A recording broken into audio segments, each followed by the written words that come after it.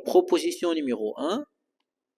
Soit le couple AB appartient à R au carré, tel que le A il est inférieur strictement à B, et soit F une correspondance allant du segment AB vers le corps K, ce n'est rien d'autre que le corps des nombres réels ou bien le corps des nombres complexes. Et cette correspondance est une application continue. Alors, il existe un unique phi appartient à la classe des fonctions allant de AB vers K et qui sont dérivables et dont l'évaluation en A, c'est le 0 de K. Ou, quel que soit le vecteur X, un élément du segment AB, nous avons la dérivée de phi évaluée en X, c'est rien d'autre que le f de X.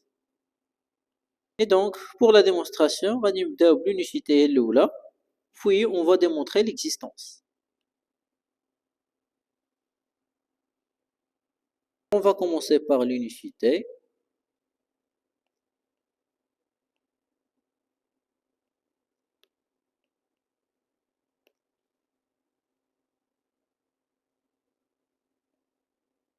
Alors, soit le couple AB appartient à le produit cartésien de R par R, et soit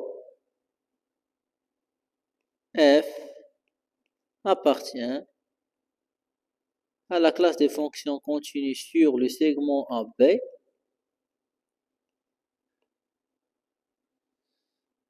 elle appartient à cette classe. Alors, supposons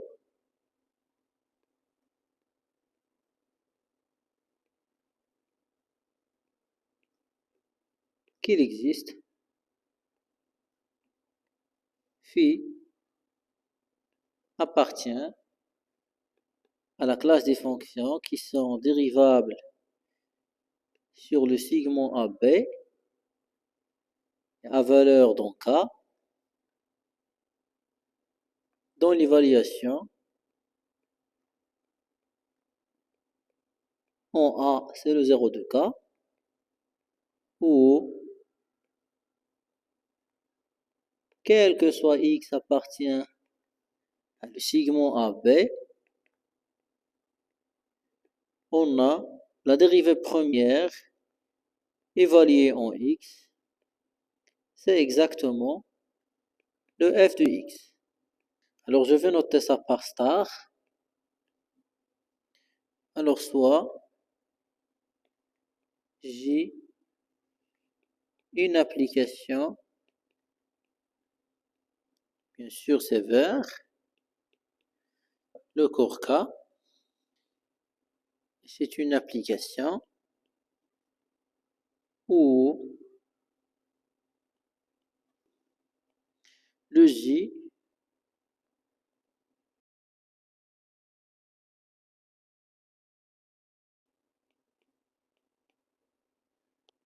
vérifie étoile pour toute X appartient à le segment AB, le phi moins J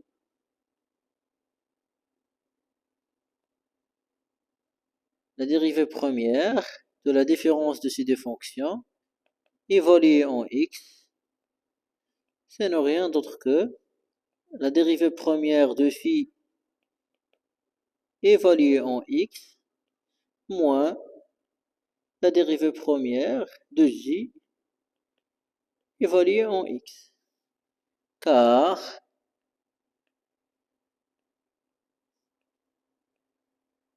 la dérivation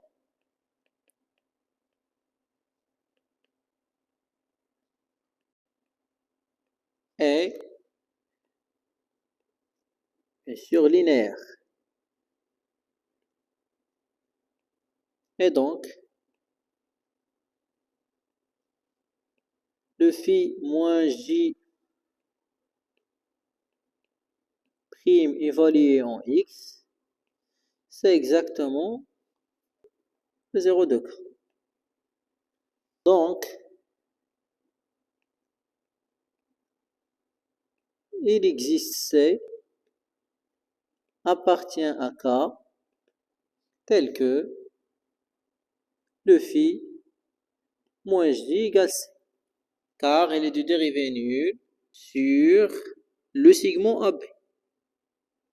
Or, le phi en A égale le J en A égale 0. Alors, le phi moins J égale le 0 de l'ensemble des applications qui va de A, B et à valeur donc. D'où le phi égale J. Et voilà. Alors, on va passer pour démontrer l'existence. Alors, l'existence.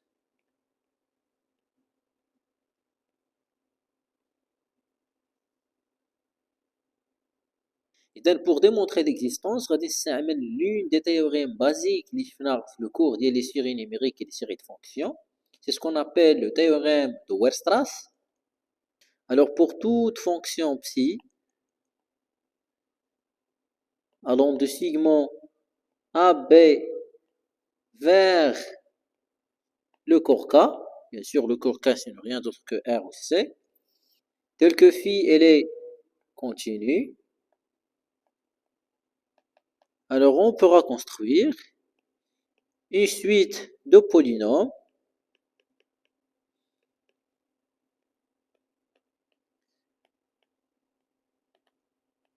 avec une seule indéterminée.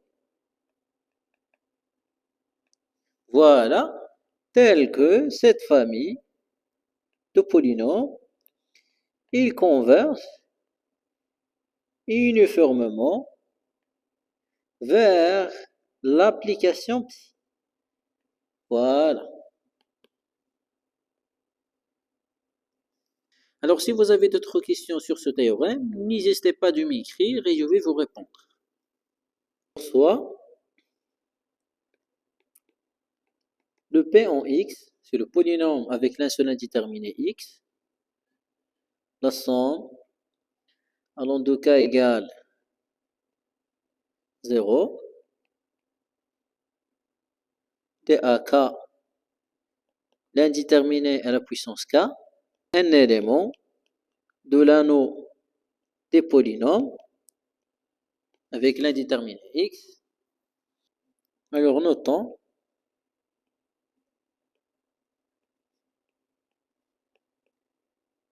P tilde en l'indéterminé X, c'est un autre polynôme, égale, alors la série allant de 0 jusqu'à l'infini, de A indice K sur K plus 1, multiplié par l'indéterminé à la puissance K plus 1. غادي نحاول نبلايا دي un petit peu.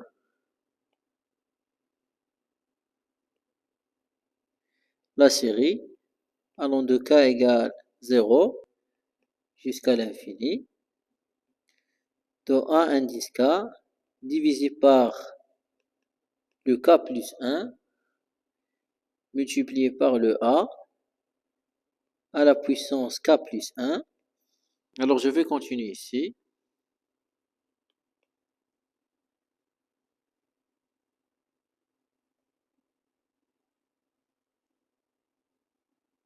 Alors on remarque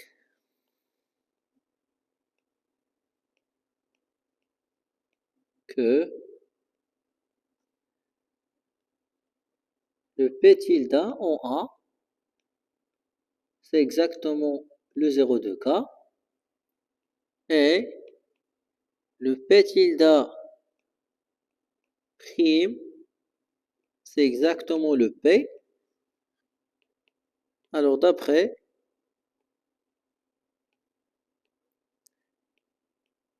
le théorème de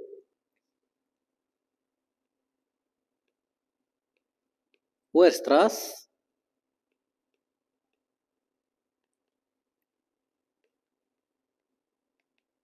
il existe une famille de polynômes P indice n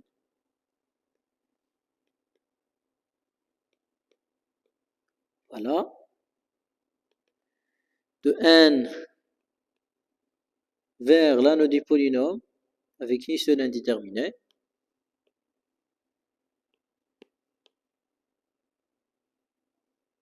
Telle que la limite, lorsque n tend vers plus l'infini, de Pn, c'est exactement, il converge uniformément vers la fonction f. Bien sûr, c'est sur le segment AB. Voilà. Alors on considère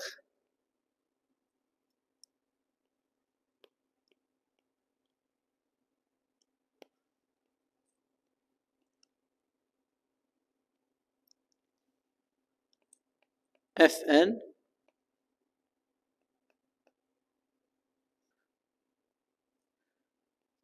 de l'ensemble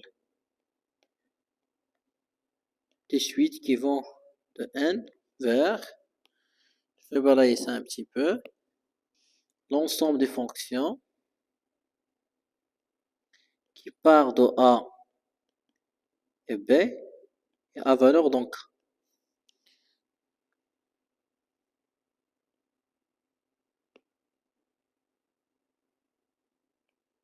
Alors c'est défini par, je vais balayer ça un petit peu. Le terme général de cette suite, c'est le f indice n qui part de A et B vers le corps K et qui associe un vecteur x de R du segment AB vers le Pn tilde en x. Alors je vais continuer ici.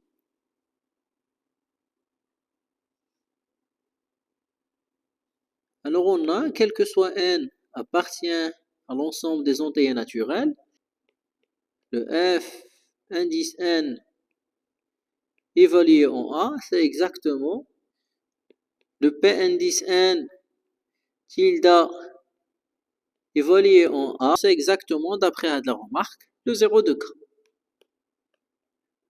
Voilà. Et donc, la limite, lorsque n tend vers plus l'infini, de f indice n en A, c'est exactement le 0 de K. Alors, la suite de f indice n évaluée en A est une suite qui part de n vers le corps K, et bien sûr, c'est modulo le caractère de convergence. Et voilà. Donc, je vais noter ça par étoile indice 1.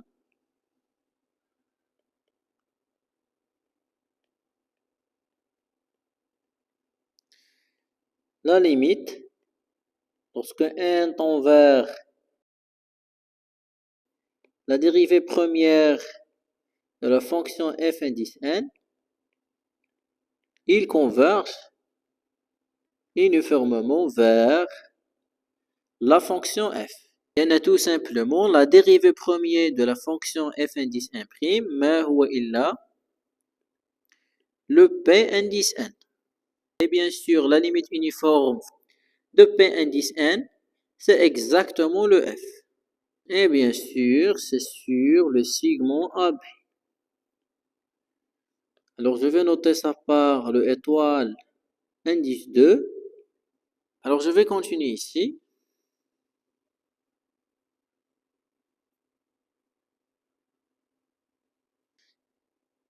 Et f indice n, ce n'est rien d'autre que la fonction polynomiale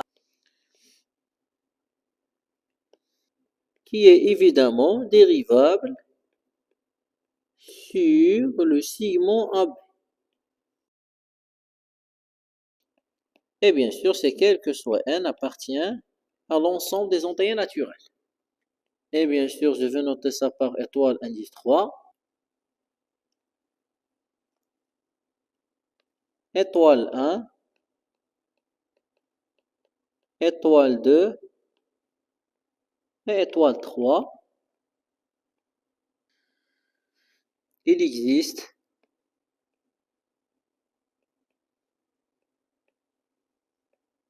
F,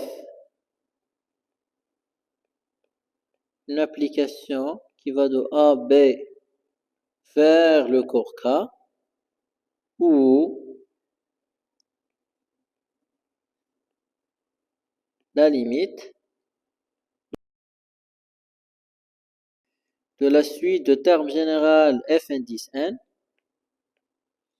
sur le segment AB, ils convergent uniformément sur le segment AB vers cette application f. Et d'après le cours que nous avons déjà élaboré dans les séries de fonctions, la fonction grand F est une fonction qui est dérivable sur le segment AB. Et nous avons la caractérisation suivante de tous ces dérivés premiers et qui sont donnés par. Alors, غادي نتخلص من هذه.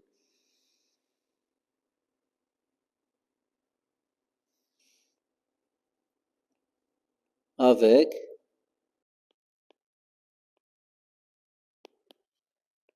la limite, lorsque n tend vers plus l'infini, de la dérivée première de f indice n en x, c'est exactement la dérivée première de f en x.